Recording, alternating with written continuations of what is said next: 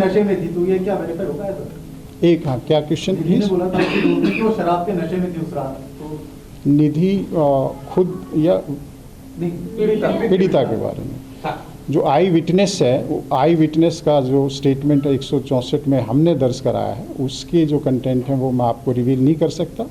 उसने कहीं कोई प्राइवेट स्टेटमेंट दी है, उसके बारे में मेरे लिए कुछ कहना संभव नहीं है। इसके अलावा जो पोस्टमार्टम एग्जामिनेशन की फाइनल रिपोर्ट आएगी, उसके आधार पर हम कह सकते हैं कि पी थी या नहीं पी थी। वैसे भी अगर कोई ड्रिंक करता है या नहीं करता है, इस केस में कोई रेलेवेंस नहीं रखता, क्योंकि 304 आईपीसी का केस है, तो वो एक फैक्ट इरेलीवेंट है और वो हमारे लिए कोई बहुत रेलेवेंट फैक्टर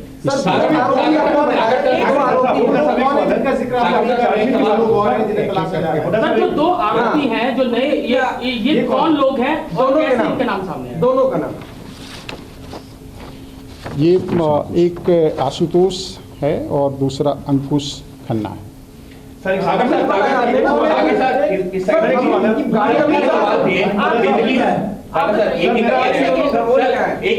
निधि को लेकर के 3 सवाल है। पहला मैं एक सेकंड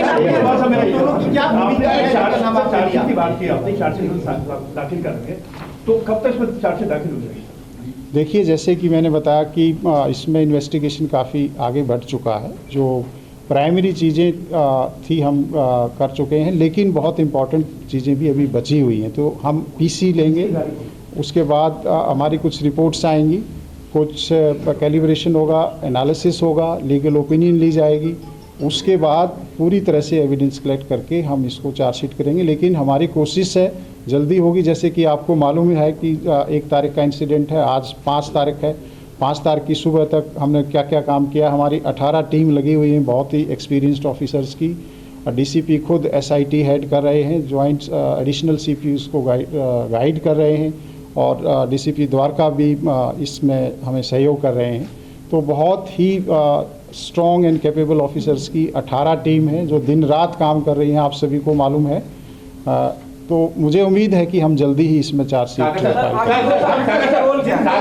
आपने लिया, उनकी क्या कैसे वो इसकी क्लियरिटी कर दीजिए कि दीपक अमित का क्या है, आशुतोष और उनका क्या है, ये बहुत इम्पोर्टेंट है।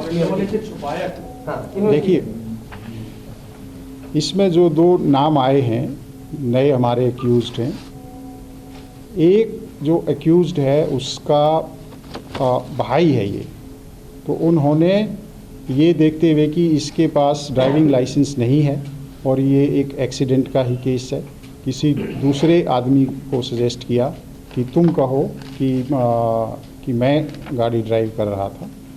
तो ये उन्होंने एविडेंस को डिस्ट्रैक्ट किया, क्रिमिनल को स्क्रीन करने की कोशिश की है, तो वो हमारा इस केस में एक्यूज्ड बनता है।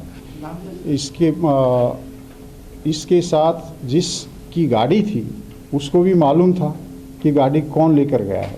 गाड़ी दीपक लेकर नहीं गया था, गाड़ी दूसरा लेकर गया था।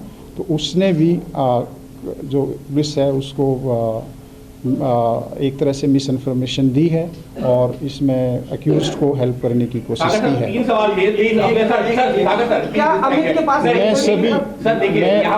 मैं सभी का जवाब दूंगा, आप रिलैक्स कीजिए, पहले इसको कंप्लीट करने दीजिए, ठीक है। इसका एक मिनट से कंप्लीट, जब ये एक्सीडेंट हुआ और जहां गाड़ी लास्ट तक गई, उस दौरान ये दोनों कहीं थे या बाद में ऐड हुए? 2 कैसे ऐड हुए?